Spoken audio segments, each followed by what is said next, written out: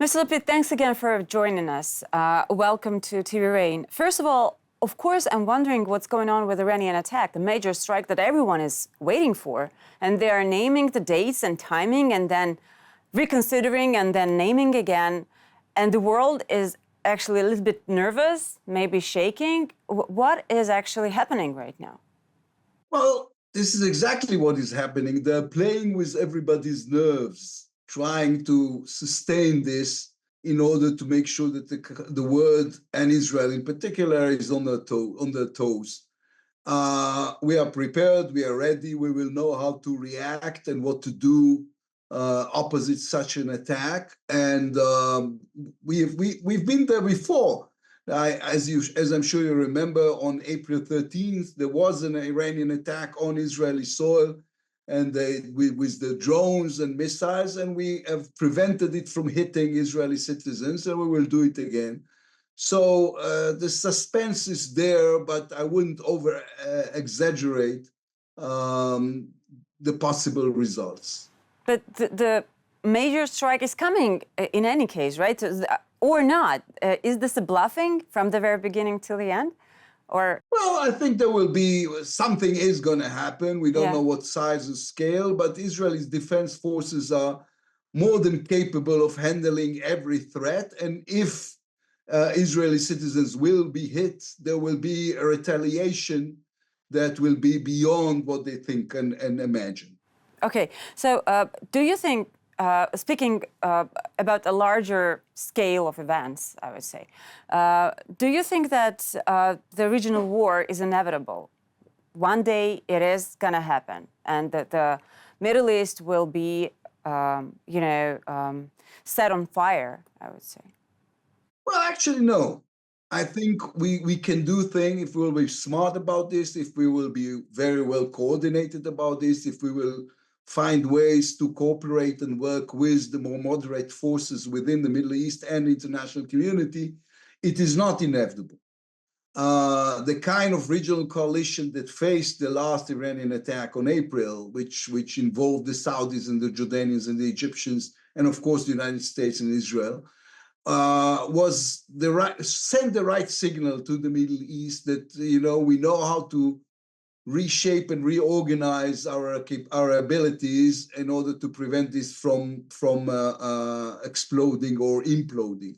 Mm-hmm. So I think if everybody will be smart enough and everybody will understand the consequences of their own doing, it is still preventable and needs to be prevented. Well, if not, alas, the attack will get out of hand. We are prepared, but nobody wants this, and I don't think the region needs this, and we don't want to see the Middle East in flames. Just to follow up on the strike coming from Iran, if it's coming, what kind of strike would it be? Of course, we remember the previous one. What is it going to be the different one? Well, it is always the same and never similar. I mean, I assume they will try to do something else. Again, if they understand their own interests, not to mention everybody else's, they will make sure this will not become a reason for a regional war, because they know we are prepared and they know we have the kind of abilities they don't want to face.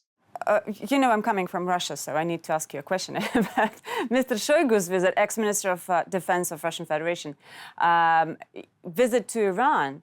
And then today, actually, they are expecting Mahmoud Abbas, and he is already in Moscow. What are the interests of Russia right now in this situation? Well, I think Russia is making a huge mistake in attaching itself and deepening the relations with.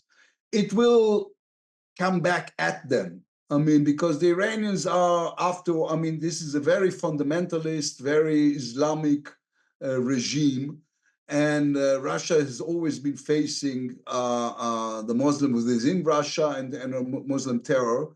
And they're playing with fire. They're trying President Putin is trying to ride this tiger that is not to be, there's no real possibility for them to ride them on long term. So I think it's the wrong way to handle their own crisis with Ukraine.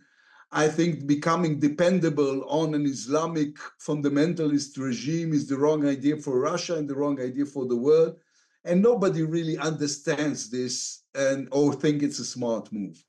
When Mahmoud Abbas comes to Russia and talks to different representatives of the Russian government, including Vladimir Putin, what is his goal and what will he bring back to Palestinian authorities when he arrives there? Well, I assume he's there because he needs some financial aid. The Palestinian Authority is in a terrible shape financially, and they don't seem to be able to reorganize from the results of the attack of October 7th, and they are facing challenges.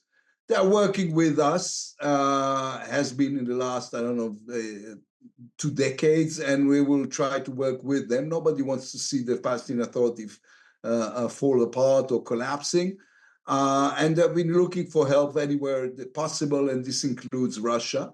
Hopefully, this will not attach the Palestinian Authority to this acts of evil power that the Russians are building with the Iranians. Do you think that this is a coalition, like a tough coalition, which would be a serious force on the world stage?